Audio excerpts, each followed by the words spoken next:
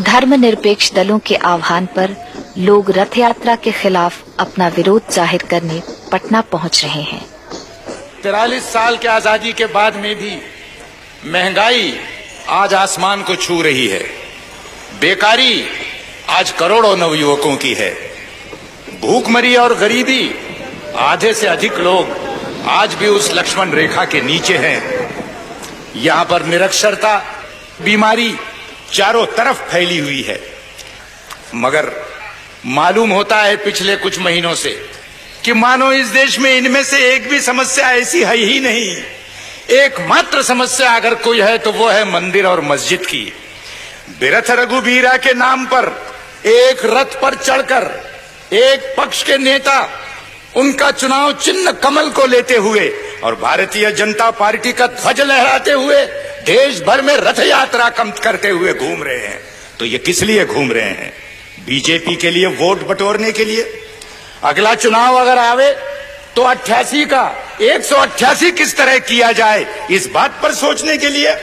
मैं ये कहता हूं कि उनके सारे ये रंगीन सपना चूर चूर होकर रह जाएंगे, क्योंकि इस देश में बहुसंख्य हिंदुओं ने धर्मनिरपेक्षता को अपनाया है। अगर आज ये भारत एक धर्मनिरपेक्ष देश के रूप में है, इसका बहुत बड़ा श्रेय इस देश में बसने वाले 85% हिंदुओं को बेशक जाता है। लेकिन न महात्मा गांधी, न जवाहरलाल नेहरू, न फांसी के तख्त पर लटकने वाले हमारे वो सैकड़ों तमाम जो शहीद हुए, उनमें से एक ने हिंदू राष्ट्र के लिए अपनी जान नहीं दी। इस बात को भुलाया नहीं जा सकता है। मगर ताज्जुब की बात है, हट है, मंदिर वहीं बनाएंगे और मस्जिद तोड़ करके ही बनाएंगे। इसमें राम की मर्यादा है। अयोध्या राम का जन्म स्थल है, माना। ये बात हिंदुओं का एक विश्वास, उनकी अस्मिता का सवाल है, इस बात को मैं मानता हूं। पर मैं ये कहता हूं कि मुझे कोई कह दे, अडवाणी जी या कोई और, कि अयोध्या का वो कौन सा चप्पा जमीन है कि जो राम की याद से पवित्र नहीं, ये मुझको वो कह दे। अयोध्या के कहीं भी जाकर के आप मंदिर बना लीजिए। हम में से हर किसी ने 1000 बार इस बात को मंजूर किया कि मंदिर आप बनाएं, बेशक अयोध्या में बनाएं, बेशक भव्य बनाएं, मगर ये हट न करे कि मस्जिद टूटने पर ही वो मंदिर बनेगा। ये हट न करे।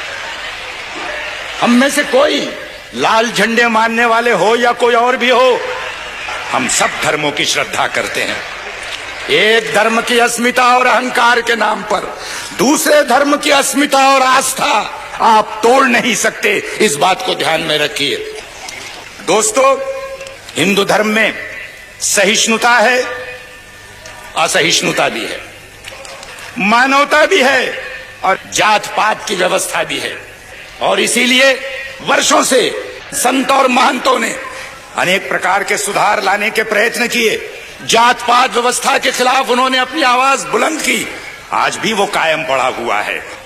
आज एक नया प्रयत्न चल रहा है कि इस देश के अंदर में जिनको प्रशासन से दूर रखकर कहा गया कि ये सिर्फ सेवा और चाकरी करने के सिर्फ इसी लायक हैं और किसी चीज के लायक नहीं हैं, आज एक प्रयत्न किया जा रहा है कि देश के कारोबार चलाने में उनको भी हाथ बटाने का मौका दिया जाए।